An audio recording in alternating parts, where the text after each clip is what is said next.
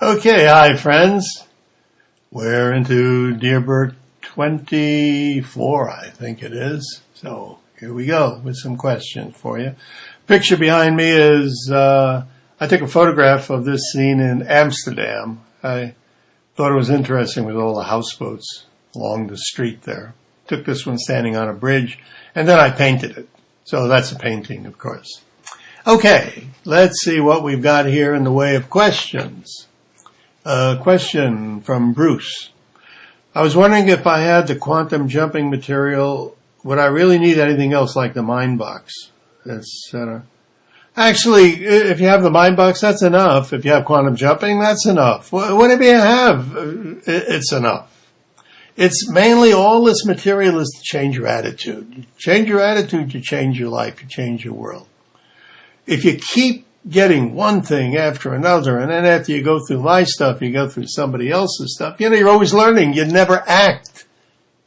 Pick one or two of the mind box techniques or the quantum jumping techniques, whichever you have, or go through the 7 free lessons. There's plenty of material there also. And focus on one or two techniques. That's all you really need.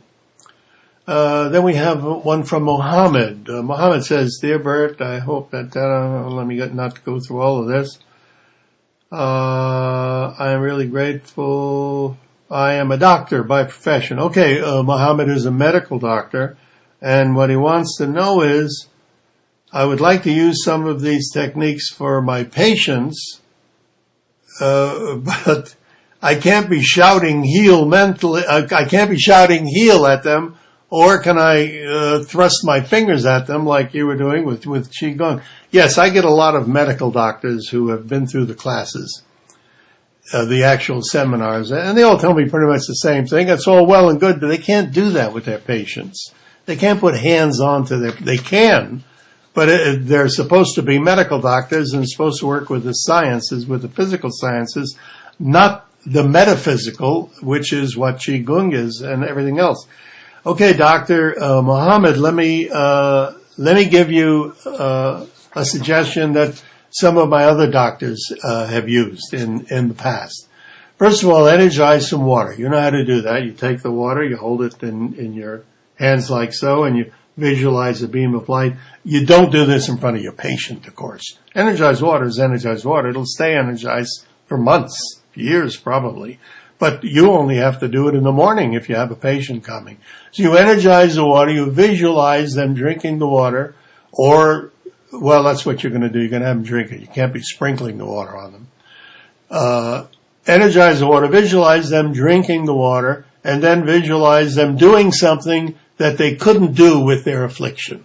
In other words, if they have a stomach problem, see them eating spicy foods. If they can't walk, see them walking briskly down the street. Okay, now you've done all that with the water. They haven't seen you do that yet.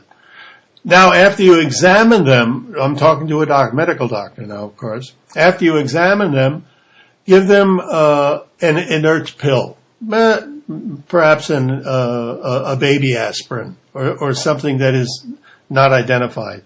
And just say, here's whatever you want to call it. Actually, you could call it whatever you want. Give them the pill and then have them drink the water that you have energized. That way, you'll get energized water into them. And it's simply that. It seems to have worked for other medical people. Okay, Flora says, Hi, Burt.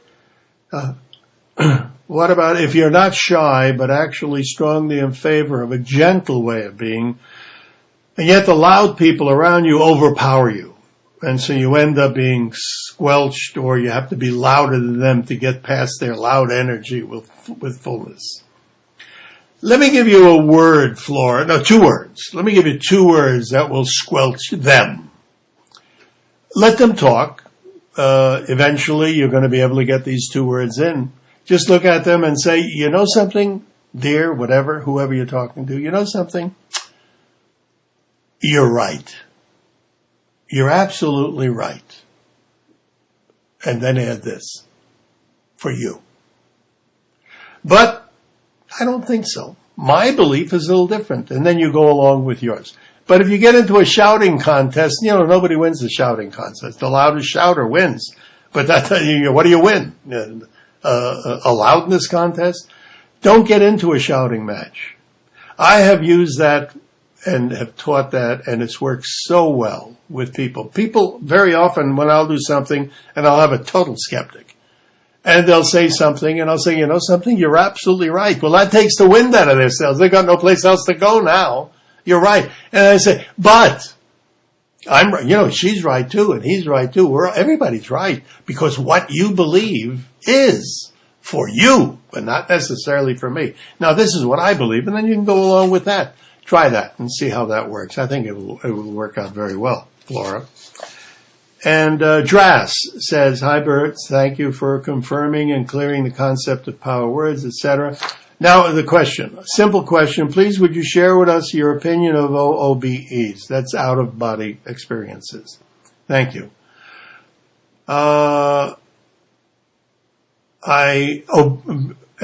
He's from Croatia.